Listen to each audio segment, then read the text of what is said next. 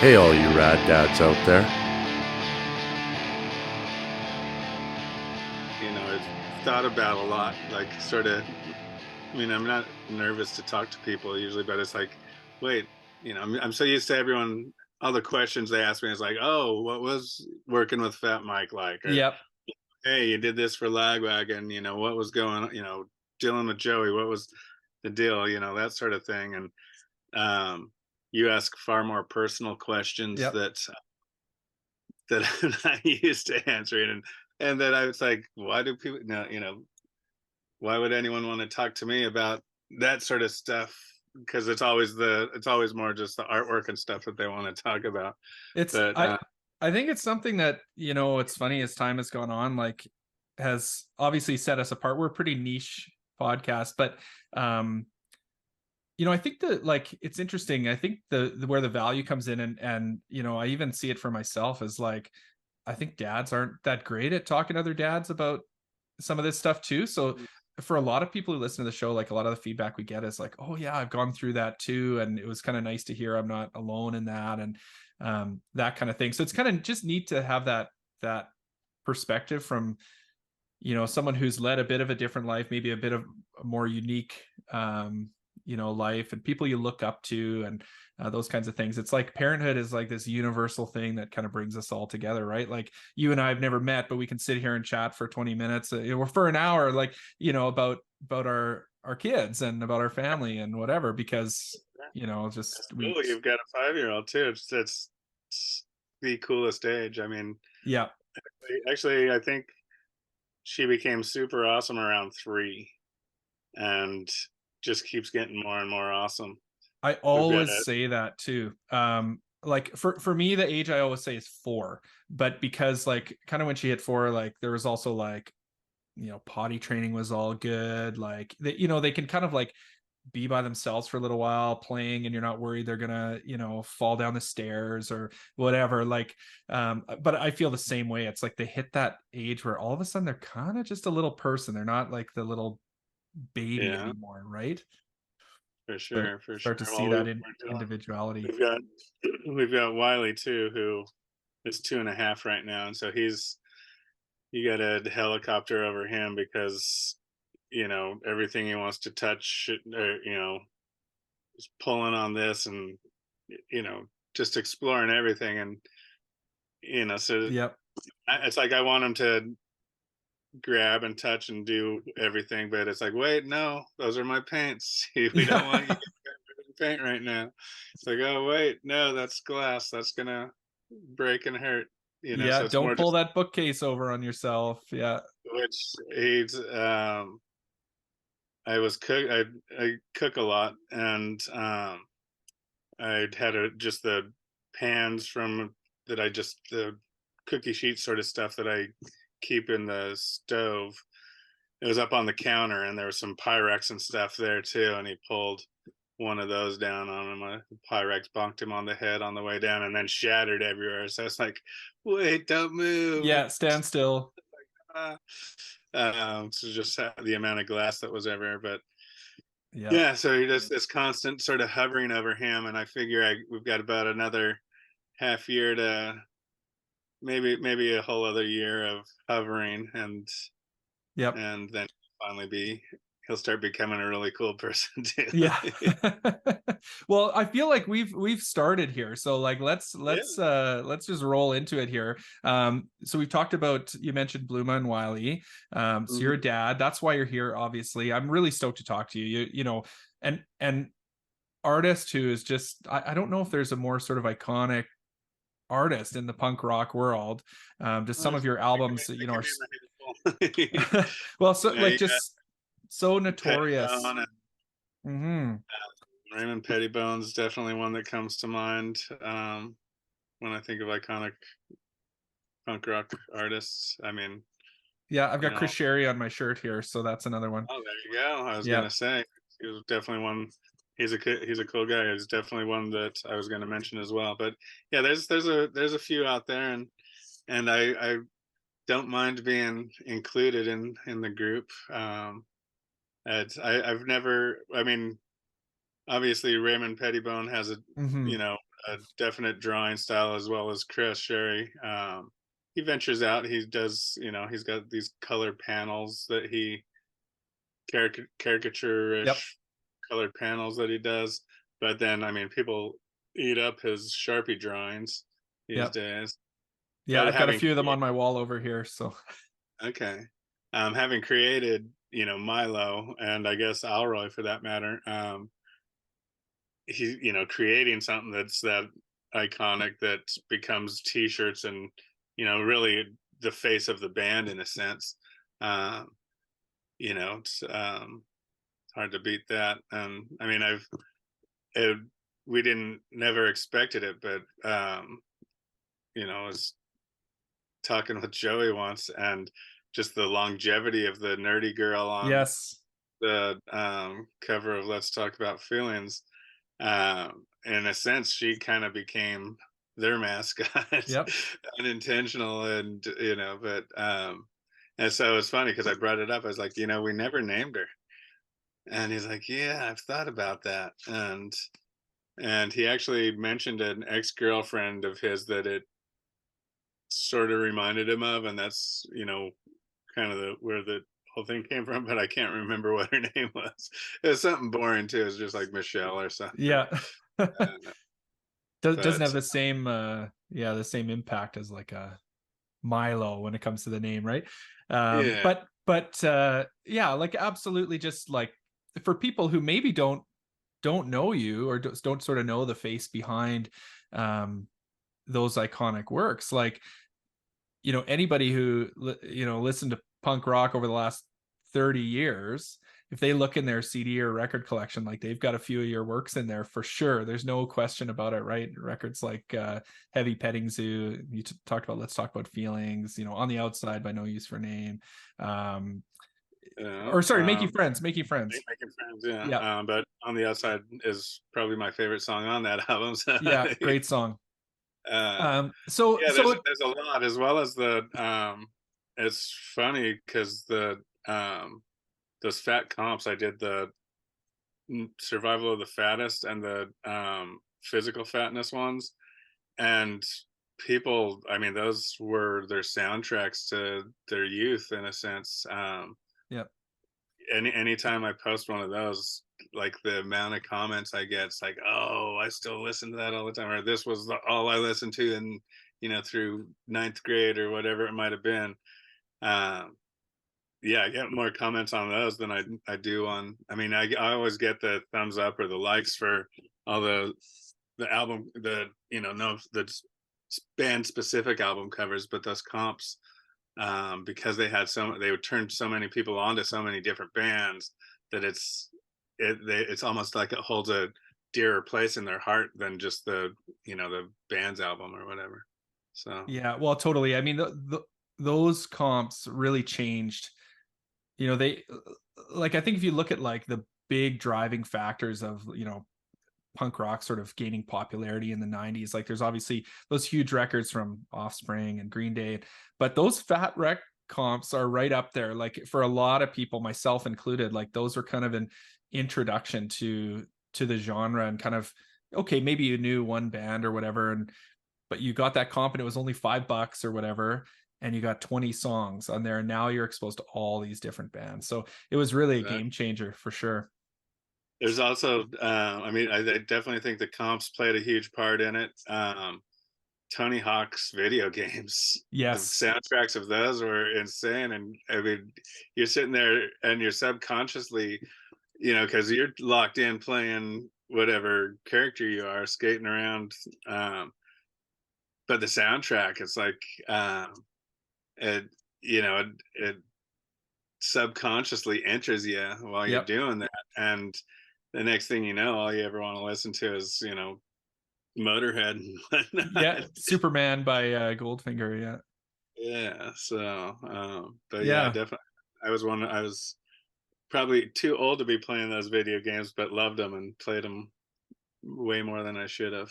Yeah, So, me too. Me too. Well, hey, I should give you an opportunity to introduce yourself. We usually kind of start by asking like, "Who are you?" But maybe I'll let you just in your own words. I'm kind of projecting what I know about you onto you, but maybe in your own words, I'll let you introduce yourself. my name is Mark deSalvo. I'm a artist, I guess. I've always called myself a freelance illustrator more than anything, because I'm trying to, for the most part, paint. Artists paint what they want to paint, whereas illustrators try to paint what other people want painted that may not be able to paint. Oh, that's an interesting distinction. I never really uh, realized before. I mean, it's one of those things where people always ask me my approach to, you know, any given record cover. Sometimes the band comes to me and they know exactly what they want. They're like, "Hey, can you paint a guy doing this or what?" And they, can pretty much visually explain the scene. Other times people are like, "So, do you got any cool ideas for a CD cover?" And I'll try to come up with something cool, something fun. Um, and so it's different every time. A lot of the times, like the guys in Pulley, they're like, "Hey, so here's a couple song titles we like that could be cool for the album title." Hoping maybe those will spark ideas or something. So it's kind of cool because it's an art. Nothing's ever the same. Yep. I get really bored if you go to work every day and you're doing the same thing. It's like I like I like that different things happen. It's like new challenges arise, that sort of thing. Make a work day go a lot more enjoyable than the same old monotonous day. I think some Well, people like monotony where they don't want to be surprised at work. They're yep. there, I come here to put the peg in the hole. Yep, I know And, what's expected of me. I'm just and that's gonna all I show up want. and do that and clock out when I'm done, and that's it. Yeah. So, Uh, for someone who likes surprises, parenthood is perfect for you. You've got two young kids, so you're also a dad. I'm a dad. I'm an old dad. I actually there's a few of us around. Just mentioning Mark Stern, who's Yep. you from punk rock bowling tournament organizers, the Better Youth Organization, Yep. BYO Records, and of course Youth Youth Brigade. Brigade. Yep.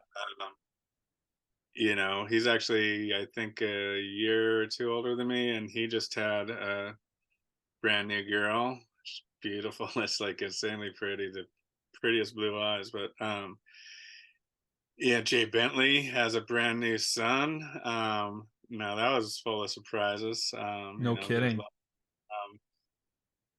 of unforeseen medical stuff right off the bat. But he's an awesome little fighter. It's really cool to see that. My buddy Jesse Fisher, who was the art director at Epitaph as well as Thrasher for quite a while. He's got a 5-year-old and a 2-year-old as well. Okay. So we got this like old dads club that we're all over 50 with very young children. uh, Well, and so, we asked Jay Bentley, like, do you think it's different for like an older dad? So he's got older kids yeah, too. he's in a sense like on his second trip through fatherhood. Right. Uh, So he could kind of compare and contrast. But what do you think? Like, do you think is it different for older dads? I think, to me, I couldn't have been a younger dad. I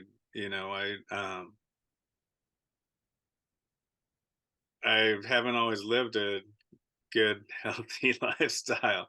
I still could live a healthier lifestyle, but it's one of those things where the person I was wouldn't have been able to cope with. There's a lot of, I mean, fatherhood's amazing, but there's a lot of, you know, sleepless nights that I probably would have, not liked Yeah. when I was young. Uh, there's a lot more stress and pressure on you because you're now in charge of, these, very impressionable little minds. And I mean, when they're still really young, it's like unable to do anything, take care of themselves at all. You're feeding them, and you're, just Yep. everything. It's like you are their world. I don't think when I was younger, I don't think I could have. I mean, you never know what happens if you're put into that situation, but I don't think I would have coped well. The younger me, the older me, um, I'm all for it. It was a planned thing, Yep. and my wife wanted kids. Our planning wasn't the best because apparently my wife read something, and so that she just misread something, and so her cycle that we were trying to lock in on good times to be procreating, Yep. um, we were always trying at the wrong time. So basically, we did a whole year and a half or so of you know poorly timed sex, and I went to the doctor and said that I probably needed to see how my swimmers were doing, and Right. just kind of a weird, embarrassing thing to do. They're fine. Obviously, I've Yep. got a couple kids now. Yep. Um, she sort of realized, or maybe read something else and realized it's like, oh my God, we've been, you know, we weren't trying at the right Yeah. time and so, Yeah, I guess there's like worse things that can happen, but in the end everything was all good. So yeah, that's great. It's kind of a that's a pretty hilarious story. oh, the funniest part of that story is actually, I turned in my sample. Yeah. And a week or so goes by and I hadn't heard anything, so I called the doctor's office up, and uh, his nurse or receptionist is, I think it was the nurse that picked it up, or the receptionist passed me to the nurse, and the nurse said, oh yes, the results for your vasectomy came back and it was successful. Oh. And I was like, I didn't get a vasectomy. Is that And what she's I like, was doing? hold on, and let me put you on hold real quick. And I was just like, what? And then she gets back on the phone. She's like, oh, I'm sorry, your test came back inconclusive. And so I'm like, and anyway, so the doctor did another sample, and again, that time we got it right, and then it worked out. But it's like being told it's like your vasectomy was successful. I was like, that's not at That's not all what we were trying the for here. result we're after. And Yeah. I told the doctor, I was like, yeah, and he sort of just laughed, and I would have been like, really, you're not gonna like yell at your nurse for giving false information to the patient or something? Yeah. Because it's a it's Well, a it's pretty scary thing to pretty scary, yeah, for sure. hear. Yeah. Yeah, that's uh, that's never really come up on the show before, but like for those of us who've been through that process of bringing the sample down, like, I can't think of a, well, it's a pretty uncomfortable sort of, thing to do. You got to keep it in your coat and, drive down there real quick, and you walk up to the window and they know what you're there for, and yeah. yeah, it's pretty interesting. As I've seen, like, I think a movie or something where it's like they're actually there at the doctor's office, which would be like, you know, yeah, you need something to get into the mood. Yeah. I think the crinkly paper under you on the doctor's examining table would take me out of that mood right away every Yeah. time. Yeah. That's hilarious.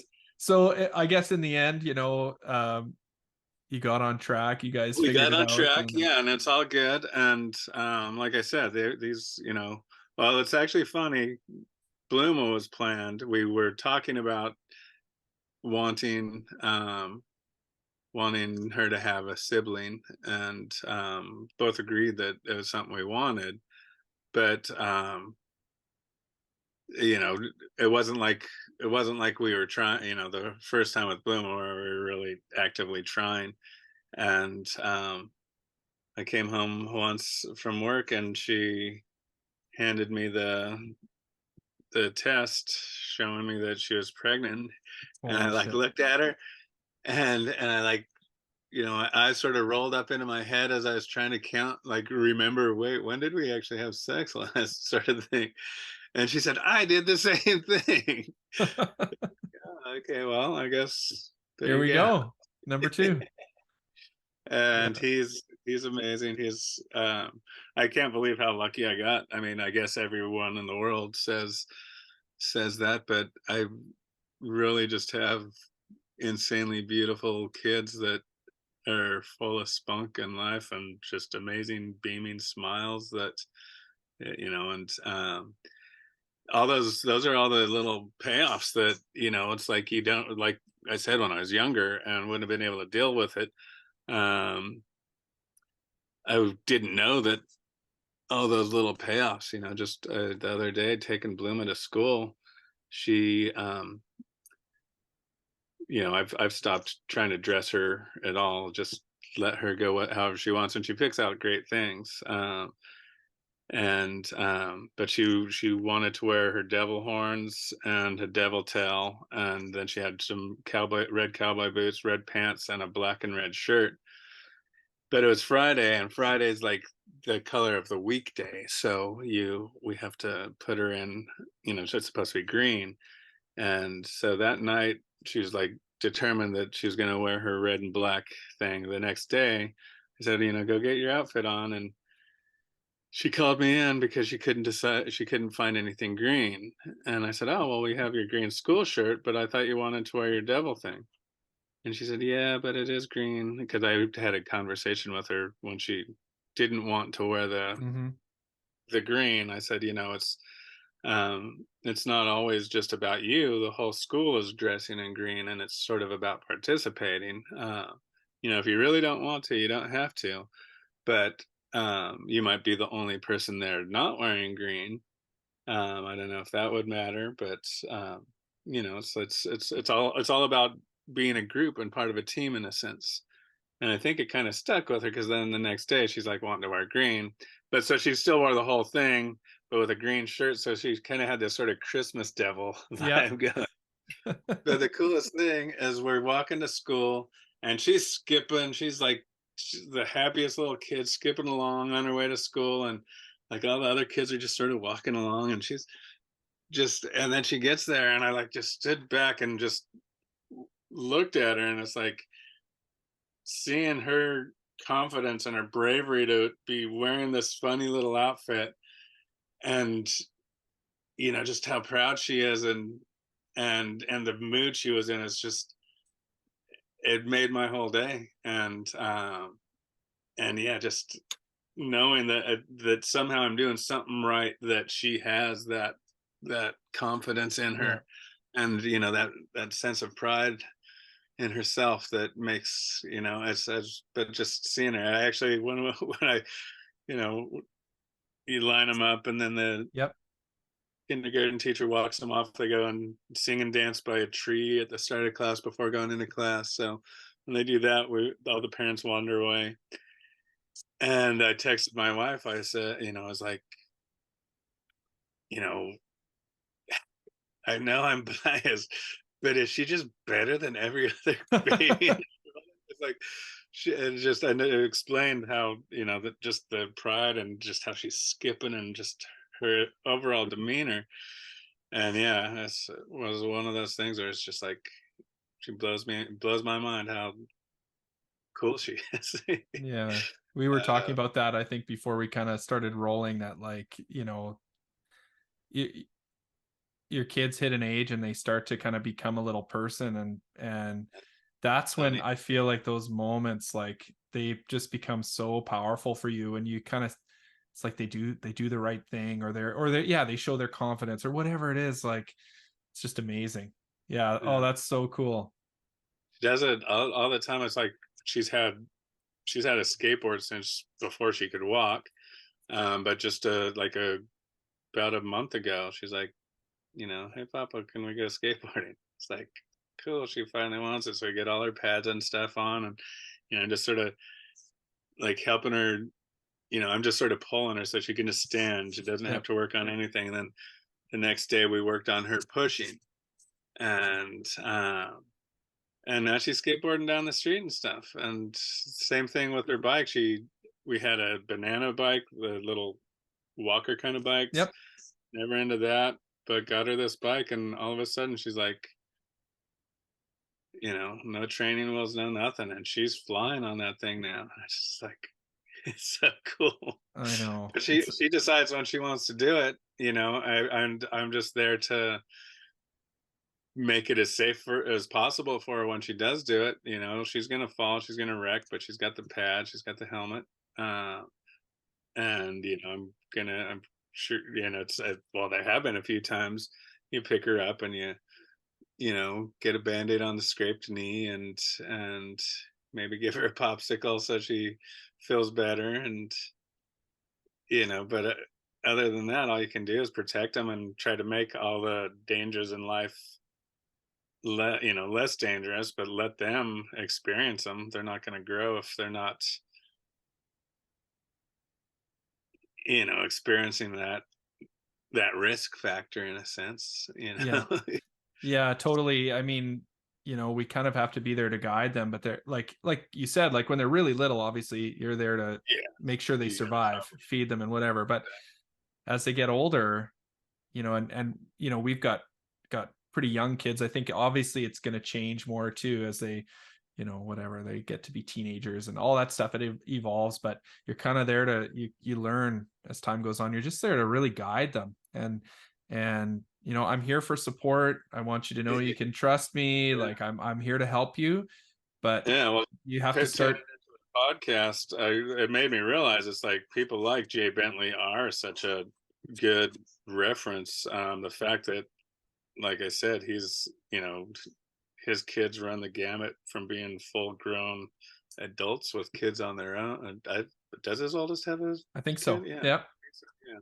And to then having Dragon, who's just still a baby. It's like he's got decades of knowledge, of earned knowledge that he could pass on. So but yeah, and this, your whole group in general is I think a cool, valuable resource, because my dad wasn't around when I was a kid. Him and my mom split when I may have been around 4, and there are so many things that so yeah, like one of the things little things that I could have asked my dad about, through my teens, things you don't want to talk to your mom about, because you also don't want your mom to know that you're thinking about some of these things. And yeah, so as right now they're babies, but as they get into those teen years, I'm probably gonna be watching a lot more of your podcast just to brush up on, like I don't know how, there's so many things that I've got in store for me that I'll probably need some help with. People say it takes a village, right? And I think that's sort of what we're trying to do, is like create that community. So you might get something from each conversation that like you never thought about before. I've had so many of these interviews where I like go downstairs afterwards and tell my wife, like, holy shit, this guy, so and so said this, and like I never really thought about it that way, and it's really changed me. Some of those things have really stuck with me. And so yeah, I appreciate you saying that. I mean, that's kind of what we're trying to do. I mean, the reality is none of us are experts, but it takes a village, right? And so we all have to kind of learn from each other. I'm curious, so you kind of talked about you didn't think you would be a rad dad if you'd had kids when you were younger. Are you a rad dad now? I like to think so. I mean, Well, when I think of a rad dad, I think of someone that is a 100% participant, you know, whether it's I love the days that I actually get bummed out sometimes. For some reason, Bluma likes when I take her to school, but she likes it better when her mom or her grandma picks her up. And so so yeah, it's like I go and pick her up, and she's like comes out, she smiles and hugs and gives me a hug, and then she's like, "But I wanted mom to pick me up today." And it's like, "Oh, you knew she was busy at work or whatever it might have been." Yeah. And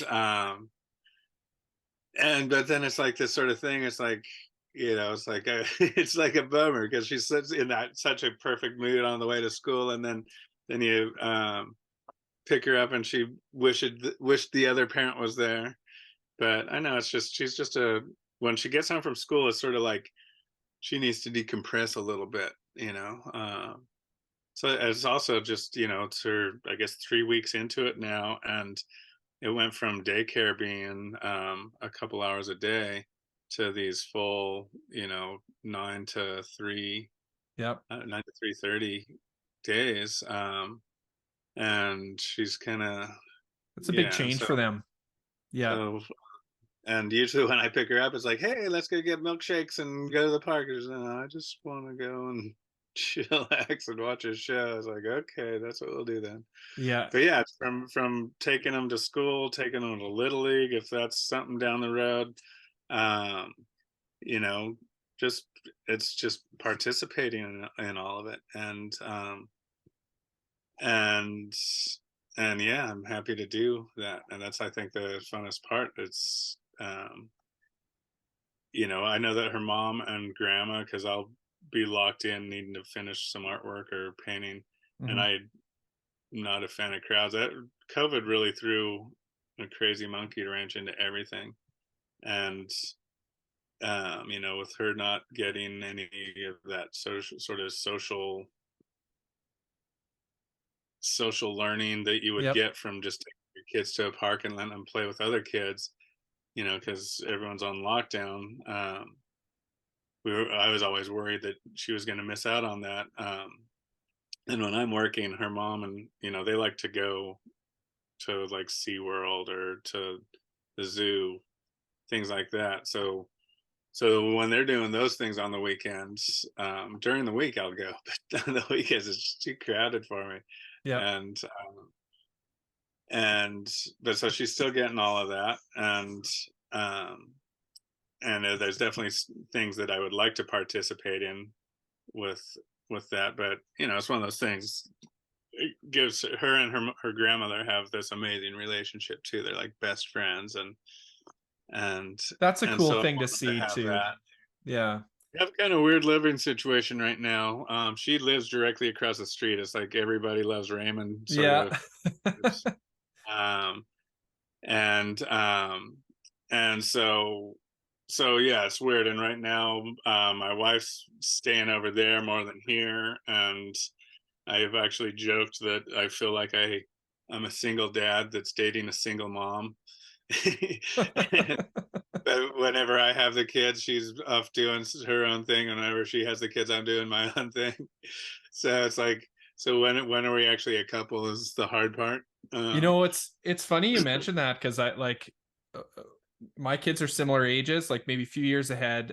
So I have a 4-year-old, just about 5. She's in kindergarten, but then also a 7-year-old, just about 8. And I feel like like at this particular point in time, and maybe for like the last few years, and probably for a few more years, like that's how me and my wife are too. Like we're just kind of like moving 2 separate directions all the time. I think that's gonna obviously change or get better at some point, but it's kind of a necessary thing. Like you said, like you kind of have to divide and conquer, especially with multiple kids, I feel like. Yeah, And we've really realized the benefit. I don't know if you guys have noticed this too. Maybe you will more like as Wiley gets older, but we've really noticed the benefit of them having one-on-one time with us too. Like as opposed for to sure. always doing everything together, or like me with both the kids or whatever. When I have that like one-on-one time with the kids, there's a different thing that happens there. Like it's really, I feel like it's really good for the relationship. Yeah, no, I agree. And and we do split it up like that. It's a lot easier to deal with one. And I'm always just running dumb errands, dropping things at the post office or running to the art store or whatever. And Bluma, I can take Bluma on those just with it if it's just her, or I can take Wiley if it's just him. But together, it's Yeah. impossible. Oh So, yeah. If I take uh, both kids to the grocery store, it's like I need to plan for like 2 hours there. It's yeah. yeah, Whereas you bring one, it's like, yeah, they'll follow along and it's all good, but put two of them together, it's a different beast. yeah. Well, that's good to know. I mean, that's funny because just a few weeks ago is our 10th anniversary. Oh, Um, congratulations. thank you.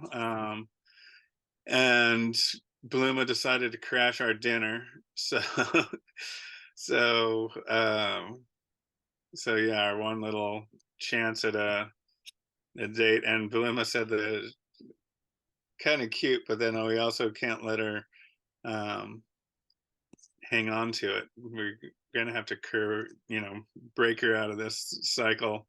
Um, she said, "I don't like it when you kiss mommy because it makes me think you love her more than you love me."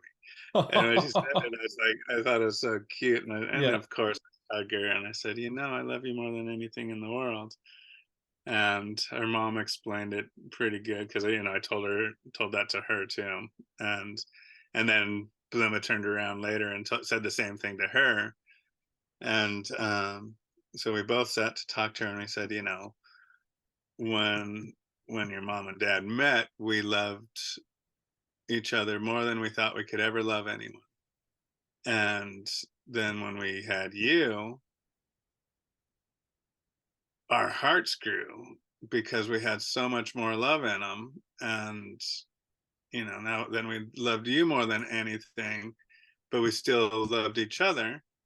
And then when Wiley came along, our hearts grew again, and so we could love more again. And so just because you love someone else doesn't mean you stop loving someone so you can love someone else. Your heart just grows, and it allows you to love as much, each person as much as you possibly can. And try to explain it that way. Yeah. uh, That's a good and way of explaining it. but I it's feel still like one of that's those a good things one. where it's like, now it's like, oh, Bloom is not looking. I mean, Yeah. I give you a quick kiss. And it's like, so Yeah, once it's tough navigating that stuff, like that, just the attachment they get to you, and yeah, I mean, having those situations where they, you planned a night out, you planned to do something, and the kids, they just throw a wrench into it, and you kind of have to roll with those things, as because it's not always going to be that way either. But yeah, it's tough. Like they need to learn all these things, right? Like that, I don't even think they, they're when they're young, they don't even understand like that you are a couple, like the parents are, that they are a couple. They yeah, don't really understand that either. They kind of see you as like, you're here to protect me, but they're not thinking about your relationship, right? So they have to learn that, and see how you interact and all those things too, right? well, it's also one of those things that I this would have been a year or so ago that I gave her mom a big hug and kiss. And she was like, "What are you doing? You guys never kiss." and, and that sort of stuck with me. I was like, okay, well, I need to like be more affectionate, to her mom, so she Yeah. sees. I want her to see a good, healthy relationship, between her parents. So it's something that she has to, when down the road, when she's going to be having relationships, she's going to understand the difference between a healthy one and a toxic one a Yeah. little bit better when she has firsthand knowledge of what a healthy one looks like, is my hopes, at least. And and but so yeah, so then it backfired because now it's like, hey, wait, quick isn't mom. So I don't know. It's just, she's also just she's at that age where she's getting too tricky for us. She plays each plays us against each other. Where Hmm. Dad said this, and I was like, her mom said, and we'll bring that something up. I was like, I didn't say that. No, she's playing you, as I did not say that. She's like, okay. So, Yeah, and sometimes you did say it too, and then you kind of, then that yeah. causes even more Well, problems. she's been caught, like, again, her mom lives right across the street, and I guess overheard her mom complaining about me doing this or doing that or something, and so she came, told me, it's like, well, mom says yours, and it's like, it's like, you told her I did this. It's like, well, she just overheard, and yes, I'm sorry that she heard that. It's like, all right, Yeah, whatever. they're listening always. Always, yeah. She's so funny too. She's like the language police now. You know, so even when it comes to like music, I'll be listening to something, and she's like, "They just said a bad word. I don't like this song. They said a bad word." It's like, okay, guess I can't finish listening to this album. Yeah. Yeah, Uh, I guess I have to put fuck authority away right now.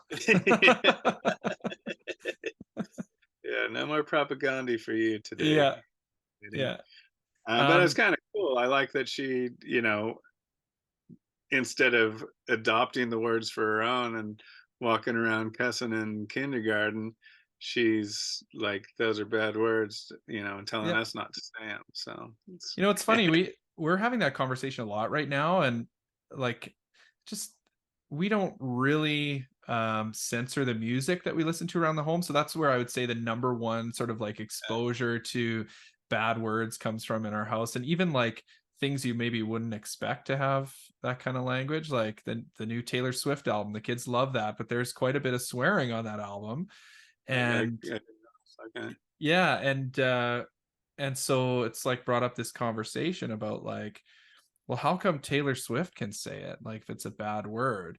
So then we've had to talk about like art, and like, well, it's art and it's an expression, and so, like in the right context, you could say a word like that, but you would never hear me say that word to my boss or my teacher or, my grandma and grandpa, or, so you have to learn like when it's appropriate to use those words and when it's not. And so, we've been kind of exploring that. I don't know how well it's going, because we're still getting charged $1 every time we swear in the house by You our gotta, oldest daughter.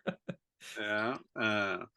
Yeah, she, when Bluma did start saying some cuss words, we just explained to her that, you can say words like that, and we say words like that too, but sometimes it's smarter to choose better words. Yep. um because, and basically explaining to her that, um bad words, can hurt people's feelings and insult people. um and so you always want to use words that won't be, won't offend people, basically. I don't know, it's hard to explain, but we're Yep. just, it's like, be expressive, and if that is really how you feel, then maybe you can say that word, but maybe try to think of other words that might help describe what you feel better than that word.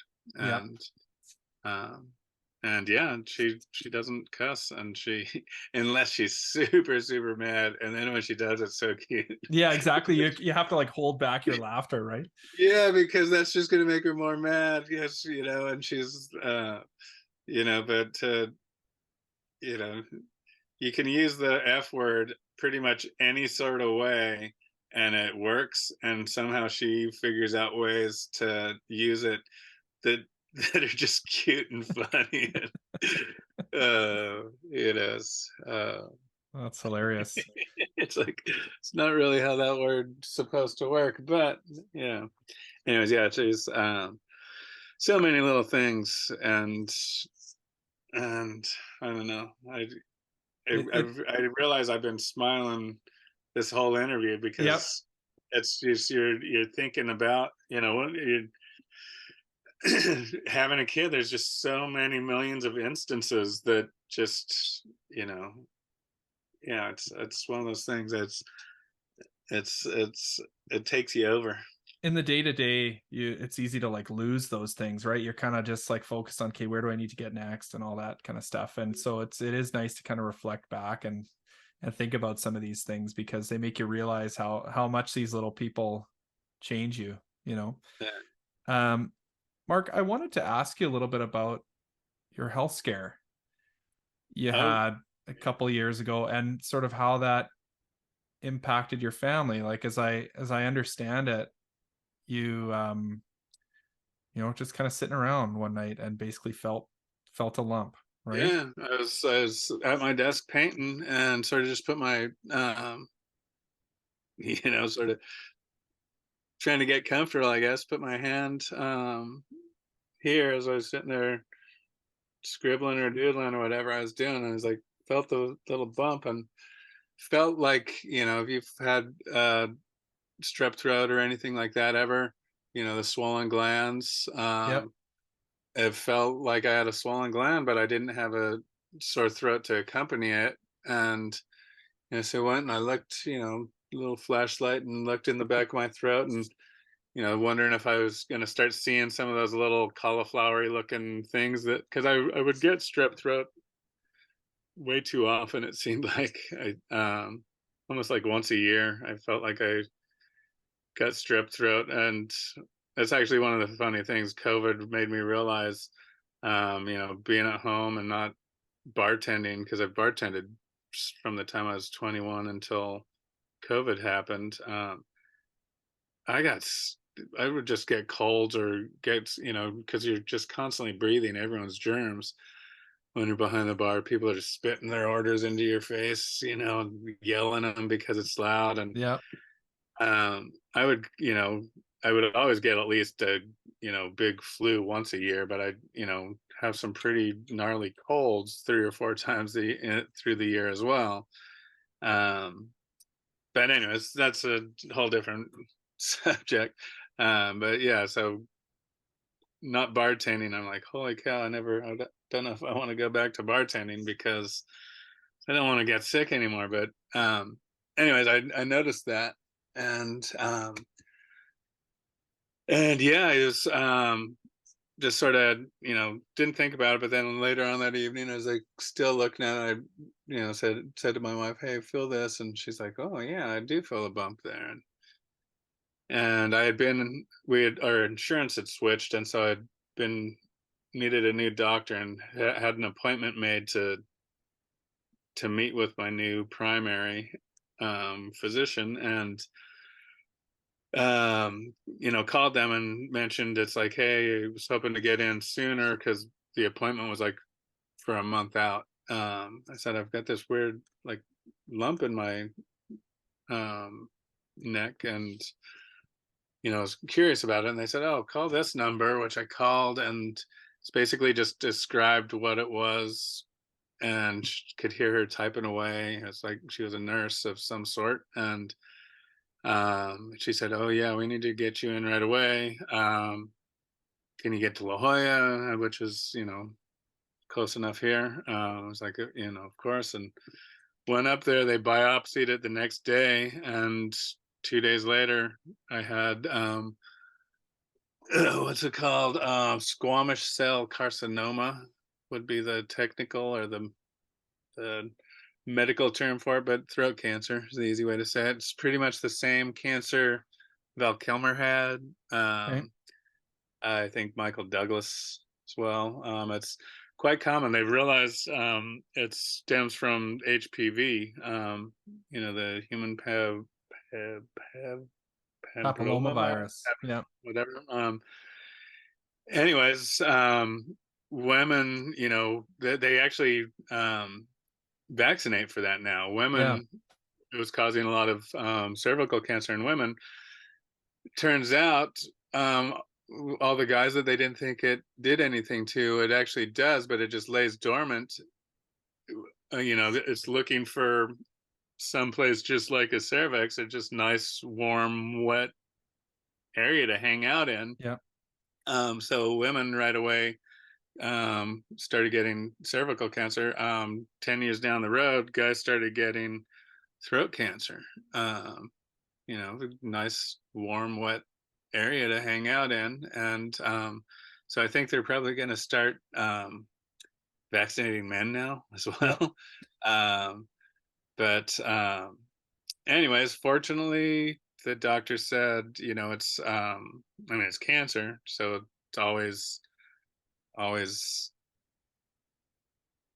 you know, Well, a bad thing, but it's a beatable cancer. And apparently, I maybe I just only hear the things I want to hear.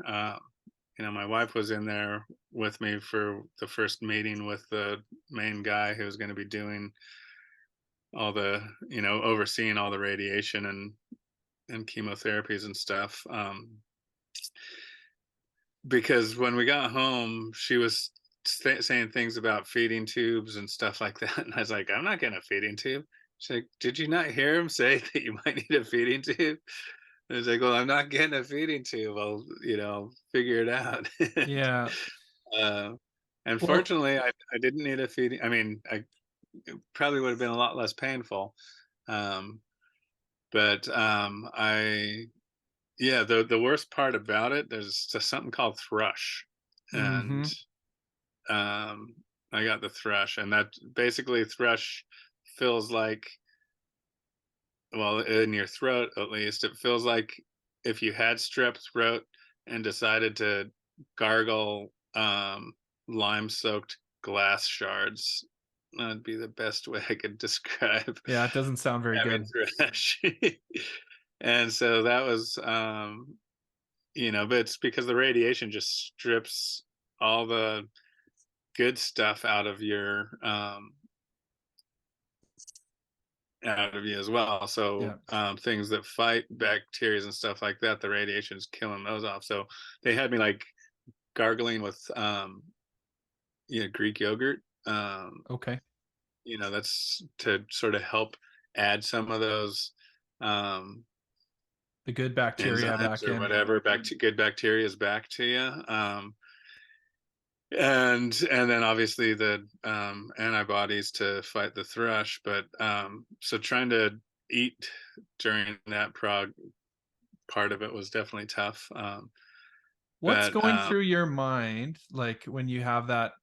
And we talked about this before. Like I've had a cancer diagnosis when I was younger too, but I didn't have kids at that time. Like, what's going through your mind when you hear that word? As a dad of, you had, like, both kids were born at that time, right? yeah, Wiley Yeah. was still, he's still just a infant. Yeah, he wasn't one yet. And Bluma didn't like that. I actually, again, just wanted to involve her. The participation factor, bring her into what I had to go through, Yeah. because when I first started going, she, was like, I don't know if she was worried. I mean, she's still just a 3-year-old girl, and trying to put her head around this sort of thing. Um, so I took her with me so she could, took her to the hospital I was going to every day for radiation treatments. Took her so she could see that it's not a big scary place. She got to meet some of the nurses and doctors. And one of the things I did, there was uh, like a rock garden in front of the cancer center there. And some of the nurses had actually already started painting some rocks every now and then. So we started taking rocks home. Mm-hmm. And me, my wife, and Bluma, we would, paint rocks every night so I could take the rocks back. But then Bluma, being her, she would like want to keep the rocks. So like, no, this one, it's like if I painted one that she really liked, she'd I go, no, I want to keep that one. So there were a few rocks I ended up painting just for her. Yeah. Other ones, and she would paint rocks, but she would want to keep them instead of giving them. And she was just funny. But so in doing that and introducing her to where I was going, and as well as just the rocks, which totally, I mean, when you're bringing back, 2 or 3 rocks every day, for just about 2 months. Um, the rock garden got filled up quite a bit, um, and yeah, there's actually some really cool rocks in there. We had a lot of fun with it. That's awesome. But bringing her into that and keeping her involved, I look back on it, and there's photos that I see. I remember, I think it was Father's Day last year. Um, her mom just pulled out all these photos from her phone, and there were just so many where I was in bed, and I mean, the kids are laying with me and we're reading, or we're having fun.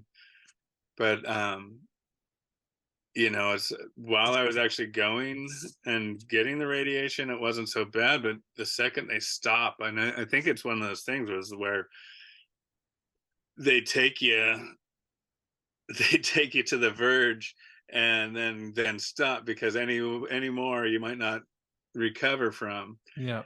And so once they stop, and that's sort of when it all really hits you.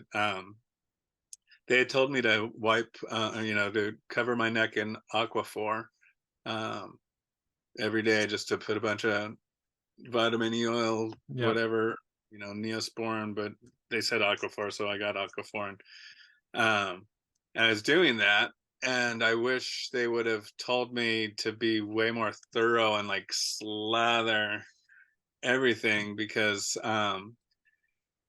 once the radiation, it starts burning through you.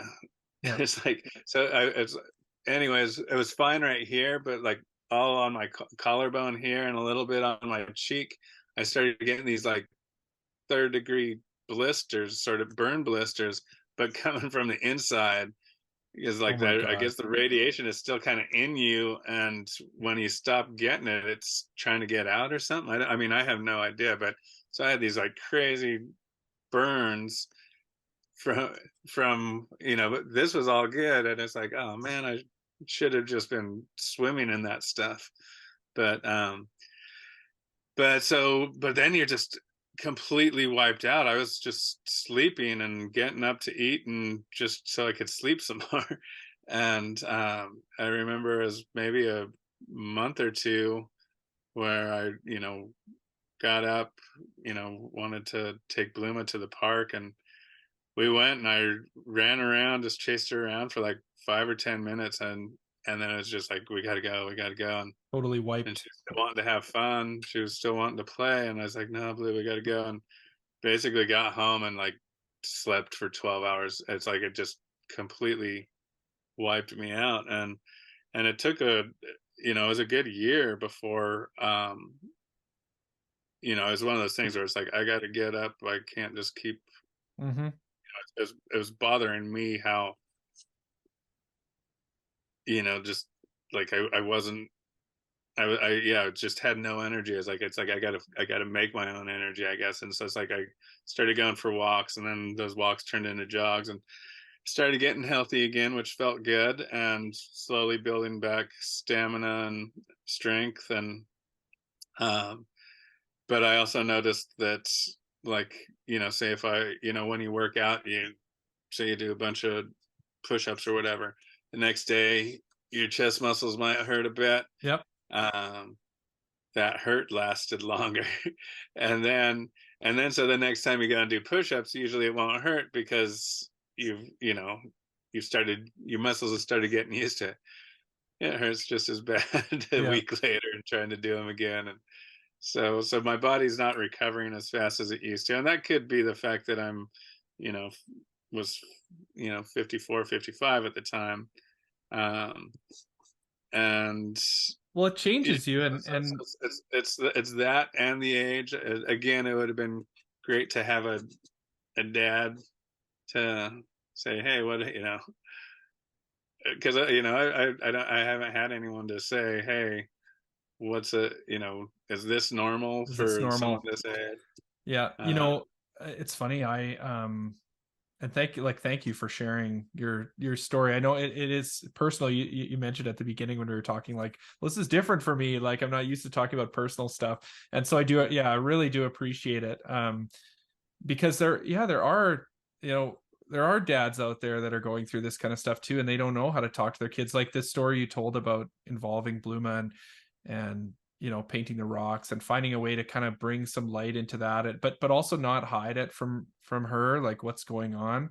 I think sometimes as parents we want to do that, like shield our kids from reality. And as we were talking about, like they're watching, they know something's up, right? And so bringing them into that experience is really important. And one thing I was going to mention, like I know for myself, you kind of talked about the year after to recover. Like it took me a while after, like, so I went through chemo and surgery and stuff, but I was like a different person when it was done. And I think everybody sort of like, I don't know if they expect this or not, but this is what I was expecting of myself. Once it was done, I got the all clear, like, great, good news. I should be happy and just go back to normal life and it should be totally fine. But I was fucked up afterwards. Like it took me quite a while to just like wrap my head around, like, I just went through this huge, crazy scare. And like, what does this mean for me? What does this mean for my life? Like, also physical stuff like you talked about, like I lost feeling in my feet from my chemo. It didn't come back for like a couple years, really.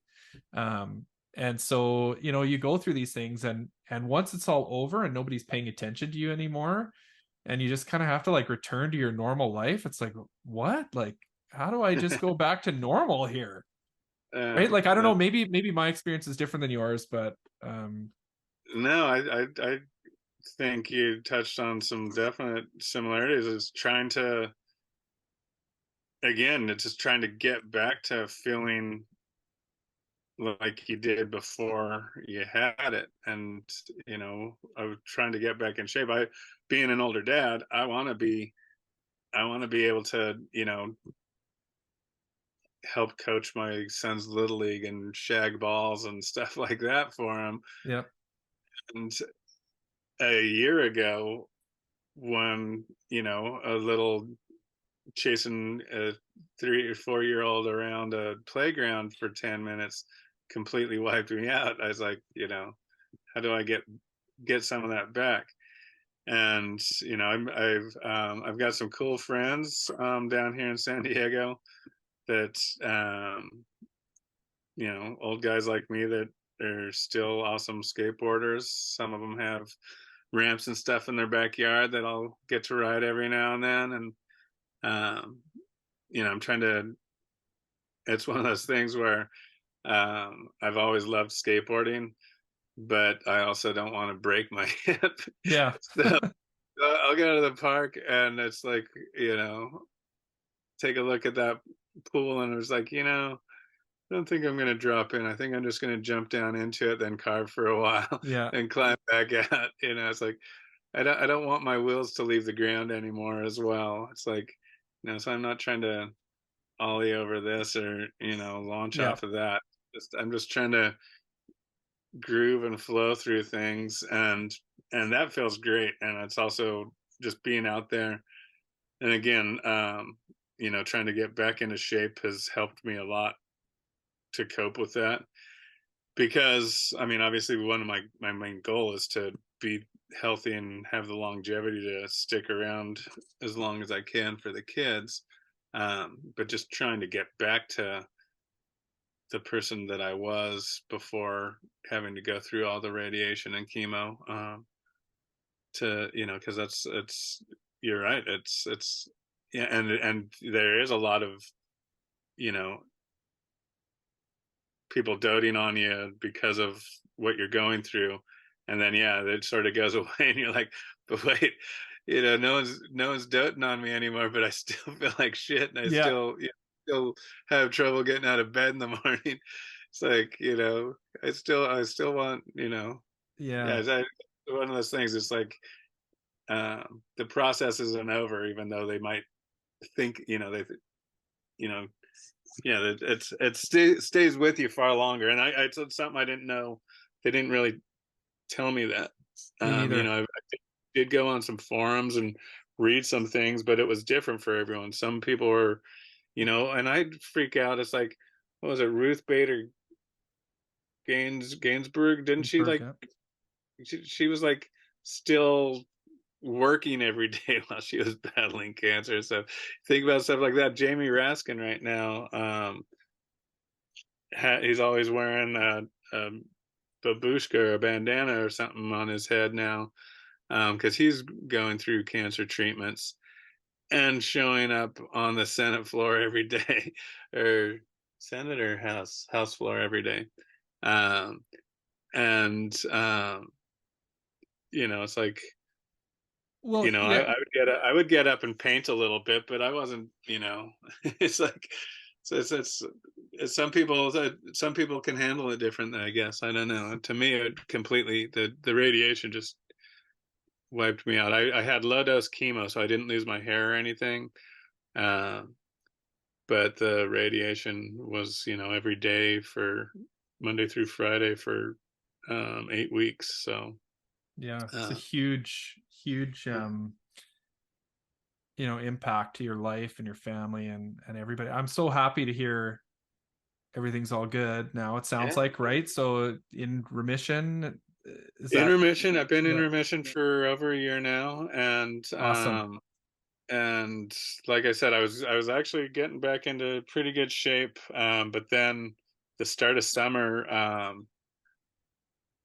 I was getting bad calf cramps when I would run, so I sort of stopped, and now I'm feeling soggy again. So I need Yeah. to ease Welcome to the myself club. back into. And I'm always dumb. It's like I was like, I gotta go. I'm gonna start running again, and then I'll go on a run and be like, oh, I should have eased into it. I should have like, maybe I should have done a couple 2 mile walks before going out and running 6 miles again. Yeah. and so basically trying to do it without causing something in my body to hurt, so I can keep doing it, is my new goal. Just trying Yeah. to, because as you get older, you just start realizing, like, It doesn't you take know, much to lay you up on the couch, right? Like you sleep yeah, funny and all of a sudden your back hurts and yeah, this is getting no, old. for sure. And yeah, I do sleep funny, and it's like then you got a kinked neck all day, and you're just like, oh, Yeah. so many things. Anyways, boring Well, stuff about talking about getting old. That's just no, it. man, this is what it's all about. This is dadhood. But I want to celebrate, your health and I know a lot of people probably like myself were kind of following what was happening. People in I the punk rock community had tons of support and people were I truly sharing and you I were mean, sharing yeah, and I was overwhelmed by, how many people just reached out. Um, I didn't want to do like a GoFundMe or anything like that, and so I you know had a bunch of prints made, and you know I did a postcard set. I was like, yep. I did have a donate if you want button on my website, but I just it's one of those things where I was like, holy cow, I'm selling so much artwork. But then afterwards, you're like, wait, were they just donating money to me? Or did they really want that print? It's like, I need to stop by all these people's houses and see if the print's really hanging on their wall or not. Yeah. Well, I know lots of my friends have your work up in their homes and stuff too. And I mean, it's just for a lot of people, your work is so important to them, some of the things you've done over the years. So I guess, that's a good segue. Speaking of the importance of your work, tell me about what's happening at the Very, Punk very, Rock very excited. Museum. Yeah, very Yeah, excited. It's starting coming up this weekend. this weekend. Yeah, tell me about it. We open, it's going to be a retrospective style art show at the Punk Rock Museum, which when I went to drop off all the artwork, got to go and spend a little time checking it out. It's pretty awesome, and um, good friends with some of the people that did all the gathering for the artwork, and so got my own little sort of personal tour, and you're seeing like the Joe Strummer's Telecaster, and it's a standard telly with the ashtray style bridge, and it's just so rusted and Hmm. corroded, and that's like that's his sweat and toil that Yep. totally ate that metal up, and that's still just the guitar that he's rocked forever, and that's hanging in there, and you're like, it's just one of those things. It's so cool to see in person. And um I realized, when I basically just said, "Hey, Mike, what do you think about having an art show there?" And uh, he's like, "Oh, that's sounds awesome. Let me call you tomorrow." And he didn't. And like a month or so went by, and um, I had recently done the cover for the Fat Mike Gets Strung Out on Yeah. Baz's quintet, and the painting was hanging in my bedroom, and so I sent Fat Mike a text. I was like, it's a shame that me and my wife are the only, because they hadn't announced that that was out yet. They actually did that later that day that I texted him, but I said, it's a shame that me and my wife are the only ones that see this cool painting of you. Uh, Maybe we should have an art show. And they announced that that album was out that day, and then he called me later that evening, and the way he said it was kind of cool. He's like, I just got off the phone with Monkey the other day from the Addicts, Hmm. and he's an artist. He called me, he wants to have an art show. It's like guys like Kevin Seconds paint. They want all these old punkers that do art. They want to have an art show there, and I keep telling him I'm not a gallery. And he said, but your art belongs in the museum because it's part of the punk rock history. It's the album covers, and it's poster designs and stuff that we've all seen over the years, and that's exactly what I want in this museum. So for you, I'll have a show. And I was like, all right, I'm That's awesome. the slow segue into that was good. And so we And started talking about it, and I told him, I said, I've got a bunch of newer stuff, but the goal was to go and get a lot of these older paintings, and it went on this big long road trip up and down California, stopping in different cities, meeting with different, as a really fun. This, with the exception of the driving part, I stopped in to see Dave Ron, to pick up the Let's Talk About Feelings cover. It was 25 years ago that we did that album cover, and we're sitting around joking about that, and just all it's just such a neat thing. And every little stop was that, and my whole thing was like, why do people want to come, go to this, see this, where they can just go onto my website and see this artwork, and or look at their own record collection and see whatever it might be. Um, but when I picked up, I actually stopped in to pick up the NOFX, the three paintings. They're all in different places, but for the Heavy Petting Zoo, and my friend who actually posed for me, in the photos for my photo reference, he he has the back cover where the guy's at the dinner table, with a rack of lamb, yeah. and I hadn't seen that thing in almost 30 years. And there's something about originals that doesn't always translate, and there's just so much more vibrancy, so much more life in this original painting than there is on the back of the record cover. And that's when I like Hmm. realized, it's like, okay, this is going to be cool, because you know it's the same thing I was trying to explain about looking at that Joe Strummer guitar, and I'm not trying to compare one of my paintings to his guitar, because that thing is insanely awesome. Um, but it has its own life. You when you see all the the natural relicking from him just beating on it for so long, it's and that's sort of what I think people will get out of this art show is, this is a painting that they've known forever. They've had that record cover, but especially there's ones like the No Use for a Name Making Friends.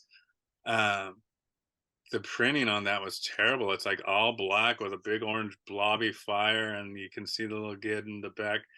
But the original painting, you notice all that black. You notice all the little wood, the wood colors and the greens and the trees and stuff that all just sort of washed out in the print. But that when you see that original, it's just so much better. And me and Mike made some giclée prints of that a couple years back, and they were really nice prints, and so they had some of it. But we actually, that painting had been missing for 25 years, and luckily we were able to find it, and so it'll be at the show. I do commissions all the time, and people, when I'm done, I say, hey, here's your tracking number, you'll have it in a few days. And I offer them, it's like, if you'd like, I can send you a picture, so you can see it now. I always tell them, it's like they look way better in person, but if you really want to see it, and I would say it's 50-50 with the people that want to see it, open the box and see it for the first time, and other half, they're like, oh no, I need to see it now, I need to see it now. It's like they would have liked to stand over my shoulder watching me paint it, probably. Yeah. Sort of thing. But yeah, just the artwork, your eyes pick up and feel far more information from the canvas or the illustration board it might be done on than they will from a printed piece. And a lot of this goes back to the fact that 25 years ago, the technology's advanced so much. Printing, I never cared what, it's like I was always just happy that I had a record cover. And so when I saw it, it's like I wasn't like, oh, the printing on this is just the worst, which it was. But I didn't care because I was like, look at my new album cover.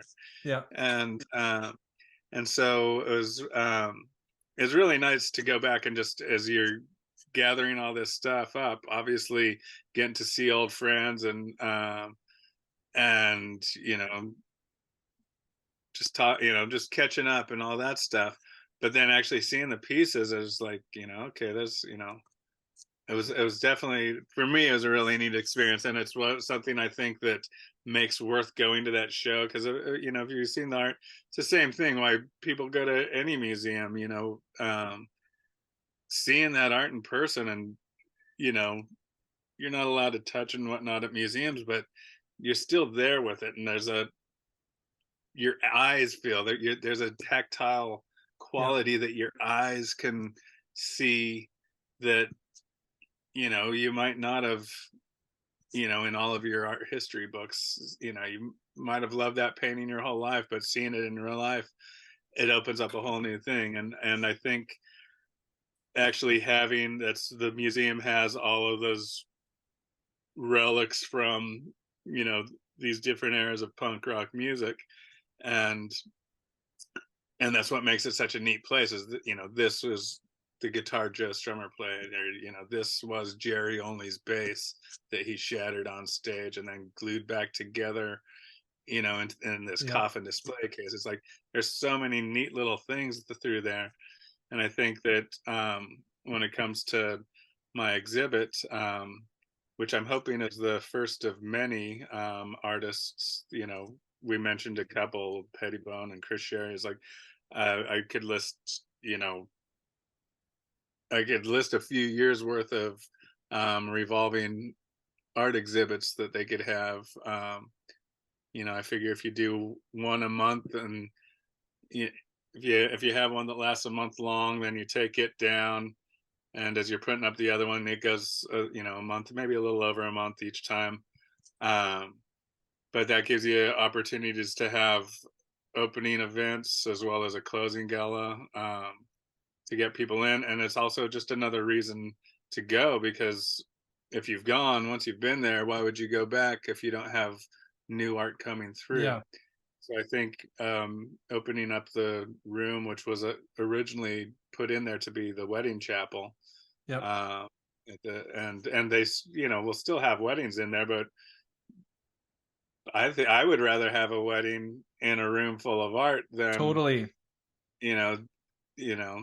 So to me, I think it'll still be able to serve its purpose as a chapel, but a much more vibrant and better to look at chapel. Yeah. And And for people who haven't been to the museum, and so I was very fortunate to get to go earlier this year. Flew down in June and got to check it out. And I think it is like the thing that everybody says is when you see it for the first time, you didn't expect it to be so good and so legit. And it's so it really well is. done. And what you feel as you walk through, you're going to learn some things. You're going to kind of see some things that maybe you didn't know that much about. Maybe you'd even pass over those things. But one of the most powerful things is you kind of see these items that you have this personal connection to, whether it's, it was, you saw the band play that instrument on stage, or it's a record cover that you loved, or whatever, some artifact, Milo's glasses from the Descendants, right? Like Yeah. these things really mean something to you, and they kind of evoke this there's an emotional component, and so I think that's kind of what you're saying too, is as you're reconnecting with some of these paintings that you did a long time ago, like it's bringing back these memories and emotions, and there's just there's detail there too that kind of almost was lost, and so getting to see it kind of brings you back to that place. And I'm sure that's what it'll be like for people who get to experience your exhibit. I really hope so. And like I said, you know they're this is the first time they're doing this, but I think that there's definitely enough artists that could be something that continues to happen. As well as when I was, like I said, I got a little personal tour from one of the gals that helped collect all of these artifacts, and and the way she described it is it's almost like it's a work in progress. Um and it makes so much sense. I mean, when you were there, it was June, so they're really freshly just opening. Um, they had been collecting things for a few years, and now that they're open, and all these record labels and bands are like, "Whoa, this place is fully legit." They're all like saying, "Well, you take this? Can we put this in your museum? Here, have this." Whereas a few years ago, they're like, "I don't know if I want to lend you my guitar for, Right. It's like it's like they were sort of, I guess, skeptical. Like, is this really going to happen? Who are these girls that I'm going to hand off my old leather pants to, or whatever it might be? Um, Yeah, are these gonna and but like, are they now gonna be that it's taken? there. Oh, sorry, no, I was gonna say, are they gonna be taken care of? But also, like, is this gonna be lame? Like, is my thing gonna be part of something super lame, right? Like, people Yeah, obviously are worried about yeah. that. But yeah. And so now they've they have a whole warehouse full of stuff to keep adding into it, and people are continuing to send new things, and so it's going to continue to just grow and become more, um and yeah, so I mean, I think being the first to kick off these sort of um rotatable art installments there. I mean, it's an honor to be able to do it in any case. Being the first one's kind of a nice thing, I Yeah. guess. For some reason, when you sell prints, everyone wants number one of 100 more than they want any of the other numbers, even though they were all made at the same time and signed at the same time. Yeah. But Do you have a favorite piece that you're excited to kind of have there hanging on the wall for people to see?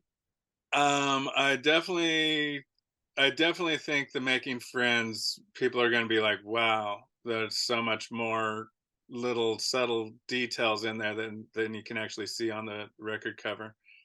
But I think seeing some of those little details in the Making Friends cover, I really like the Fat Mike Gets Strung Out Mm-hmm. album cover artwork, and I think, um, yeah, I think that that's kind of a neat one to look at. It's brand new, so it's for me, it's like one of those, like, you know, Like a new baby. the actual record just came out last 15 on September 15th.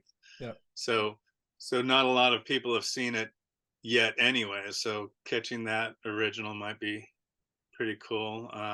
There's things that I like about this whole weekend that, I think it's really cool that Todd Morris is going to be giving tours that weekend. Just happened to coincide. I met him way back a long time ago, like 25 years ago or so. Um, in New York, I was with a girl I was dating, and she was good friends with those guys, Yeah. and so I've just followed them, and I actually still get to see Toby and Moon regularly if I'm up in LA at a show or something. Yeah. So Todd being one of the hosts is really cool. And you're The doing a tour. tattoo shop opening, huh? I'm gonna do a tour. I Yeah. know I gotta get there and study. But the tattoo shop has been open for about a month now, but they're having a sort of what do we I guess housewarming party kind of thing for it. And I made a flash sheet, so I will be Awesome. giving tattoos. If you want one, I think you just need to contact the shop and schedule it, but you'll have to be in line behind Fat Mike, because when he saw the flash sheet, it's actually funny. He's like, "Oh, dude, I need that," because I did a jukebox from the jukebox on the cover of the Tony Slide 12 Yeah. song program record. I did a little one of those for part of the flash sheet, and he's like, "Oh my god, I need to get that," and he like sent me a picture of a spot on his arm, and I said, "Oh, it'll fit there just right, just right." And he's like, "So can you drive to Vegas now?" It's like, "Well, why don't we wait to do it at the event?" And he's like, "Yeah, you're right. Okay." Yeah. Um, That'll make a good photo, right? yeah, yeah. And so, but I also hope that maybe since Fat Mike's, you know, risking some skin to let me tattoo him, that maybe some other guys will follow on the flash sheet. There's some fun stuff on there. So, um, but so it's going to be neat to be part of that, and yeah, to actually give a tour, which I'm sure. I mean, I think my approach on giving the tour will be, obviously pointing out some of my favorite things, some of the things that maybe inspired. I mean, you know, it kind of inspired me to do the stuff I did, and but also just letting them, because they're really, really, it's like, I could say, oh, all this Just Drum or all this Clash stuff, this is, but then other people might be like, hey, you know, I was more interested in this, you know, the whole East Bay, Yep. East Bay section of it or whatever, because that might have been something that resonated with their growing up or whatever more, and so I want them to just be able to take it all in as well. It's like, There's so just sort of just show them the things that I like, but but pointing out just sort of the flow of the museum, how it goes, and because I mean, to me, if it's one of those things where the tour, once you've paid for admission, just hang there for like 5 or 6 hours. Maybe take that tour, but that's only like an hour of it. Then just once you've gone through seeing what you like, then you can go back through and really dive in deeper Yep. to some of the areas. There's And I so much figured, there. Like, it's so easy to miss things the oh, first I time know. around, and I think that's actually the coolest part about it. Like, if people like sort of don't know what to expect with a guided tour, as someone who's taken one, like, you sort of get to see some of those things through your tour guide's eyes, and you'll get stories that nobody else giving the tour of the museum would be able to tell you that story, how they connect to that item. And so yeah, anybody listening who's thinking about coming down, they should come down. Maybe people who are around Las Vegas, they should come down for your tour. But even any tour, get down there and definitely do a guided tour, because it's the way to experience it, right? You can look at those items, but if you don't know, sort of what, you don't have a connection to those items, you might just skip over them and never really realize what they meant to people. Yeah, yeah. Well as you might not realize a lot of these connections. It's like, oh wait, this guy was in this band too. It's like you only knew him from this, Yep. but you're like, oh wow, I didn't realize he was in those bands earlier or whatever. So there's things that someone guiding you can point out that you might not have seen, definitely, while you're walking through on your own. But I also think that when I do the tour, it's like, again, that'll be sort of my approach. But I think then we'll wind it up in the gallery area, and where I'll spend an extra big chunk of time. It'll probably still be like an hour-long tour through the gallery or through the museum, but then I'll spend a while just letting people pick my brain on this piece or that piece, or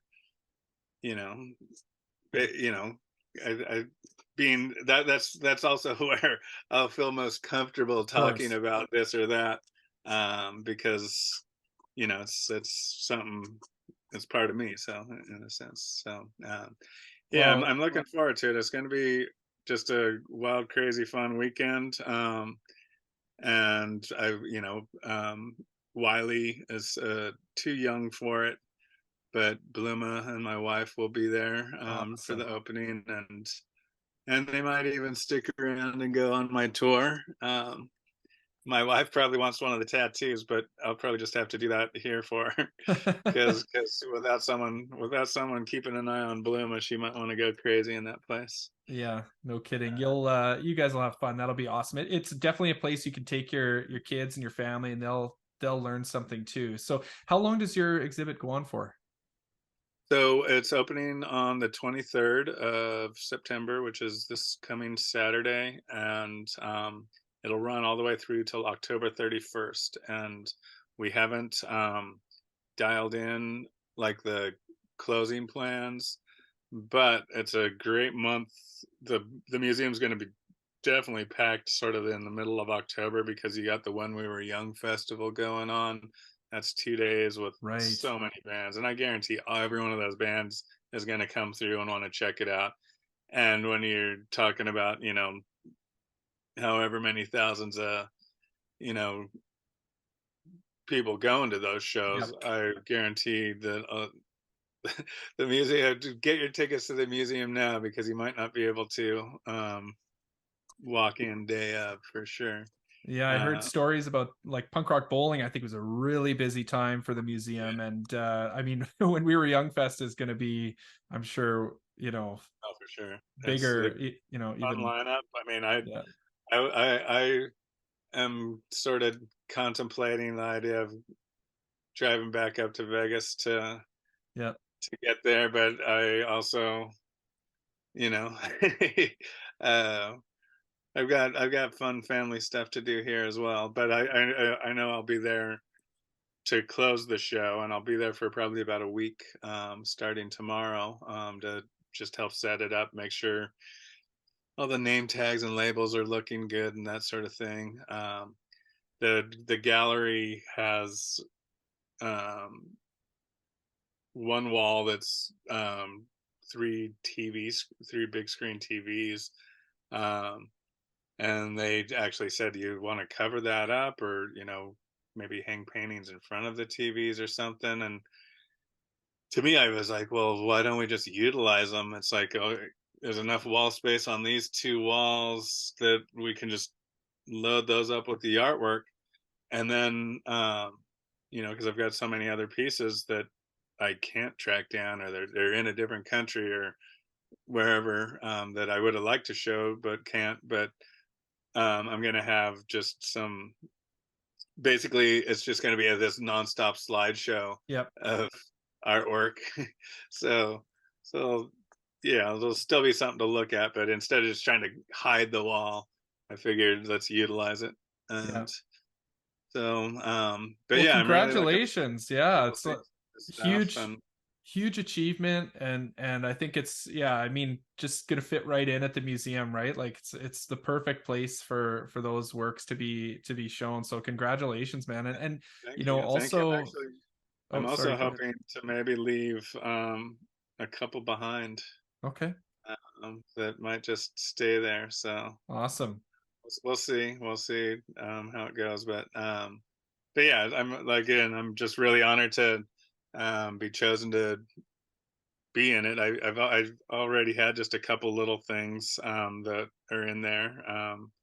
A poster I did for an early punk rock bowling tournament, as well as one of Rory's drum heads. Oh yeah, Because I used to paint all of, I think I painted like 4 or 5 for him, but the one for More Betterness is in a case there, a display case there. Yeah, so it's wouldn't mind leaving a couple pieces behind to yeah. maybe add to that. Uh, but yeah, just honored to be part of it, and it is such a cool museum. It's really excited, and just really excited to share it with Bluma as well, because it's one of those things. She gets mad when I go places without her, and so having to go on that road trip to pick up a lot of this artwork, I was gone for about a week, and so it's like, told her, it's like, I'm putting all this stuff together here. I got all these paintings for this art show. And it's like, and I'm hoping you'll come to the art show with me. And so she went and told her mom, she's like, so I'm going to go to Las Vegas for Dad's art show. And she's like, really? And so so I told her, I was like, well, I'm hoping you'll go too. Yeah. But I told Bluma that I would take her with me. Oh, So she'll love it. It's yeah. pretty kid friendly there. So yeah, she'll love it, and it'll be so cool to see Dad, sort of front and center there. Yeah, I'm really nervous and scared about this. I'm really excited, but it's I've been in art shows, a bunch of art shows, but this will be my first solo art show. I've almost always done group art shows, and again, most of my art, it's a lot of the times it's painted for this or it's painted for that, and so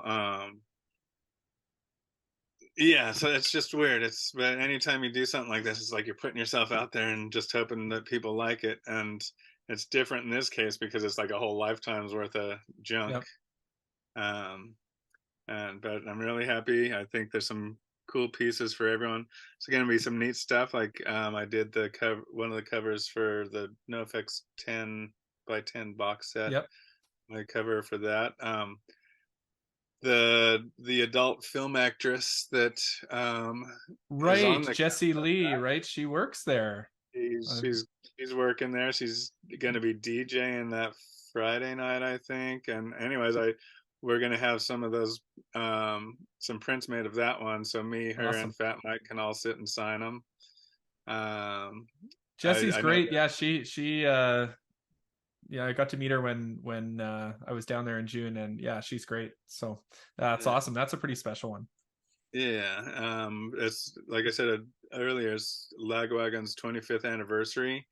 Um, So we're going to do a run of prints that will sell online for through Sonic Art, but we'll have 25 of those prints where we'll actually do a special silver screen over them as well, and those will be signed and numbered. But they'll be exclusive to the museum, or you can only get them there. So, um, and yeah, so it's going to be fun. Lots of special And stuff happening this month. It's a big one for you. Yeah, yeah, congratulations. And congratulations, to circle back, congratulations on your health, and just thank super you so happy to much. hear you're on the mend. And I was sort of trying to say earlier, and we got sidetracked, but I think a lot of people were probably watching you. I'm sure you debate, do I post this online, do I share, whatever, but people watching that, they might not comment or connect or whatever, but there's people out there like me who have gone through it or are going through it who took a lot from that too. And so, you know, just like the dad thing, we got to help each other out. It takes a village. So yeah, Yeah, appreciate no, you I sharing I your was story too. definitely overwhelmed by the support and the, you know, um people don't realize that, you know, just that, hey, you got this, you know, from a stranger that might just happen to follow you on Instagram because they liked a painting you did, but you know that, yeah, they all matter, and it was definitely like, it was an overwhelming thing, and the amount of support, you know, it helped push me through. I ran a marathon in 2013. I was basically smoked most of my life and had been a non-smoker for 3 years, and figured maybe if I ran a marathon that would prove that my lungs are back in order or something. I don't know why. Yeah. I'll never do another one. It's the dumbest thing I ever did. Cross it off your list. But Yeah. you know, as you're training for it, you're going on these longer and longer runs. And the longest run I did before the marathon was a 20-mile run. And afterwards, I was just like, I don't know how. You know, the marathon was only a couple weeks away. I was like, I don't know how I'm gonna get the strength for those extra 6 miles. It's like, it's brutal. And but you realize when you're running, uh the all the people that it's funny because near, you know, it's like you got people the whole way cheering you on, and you know, especially they crowd up more at the mile markers. But then you get through, like, maybe it was just how the marathon was set up, but uglier parts of the town, where you don't have as many spectators on the side, and that's like mile 18, and it's getting tough in there. But then comes mile 20, and all of a sudden there's more people, and mile 21 there's more people, and they're all cheering you on, and they're just the whole way through. And maybe you're not the runner that they're hoping to see run by, but they're still clapping and cheering you on. And the everything you get from that, that's where I got the strength to get those last 6 miles and to finish that thing. And it's actually funny, the last mile I was almost running at a sprint because I was just like alive from, you know, all these people. The energy that they brought to it gave me the strength to push it through.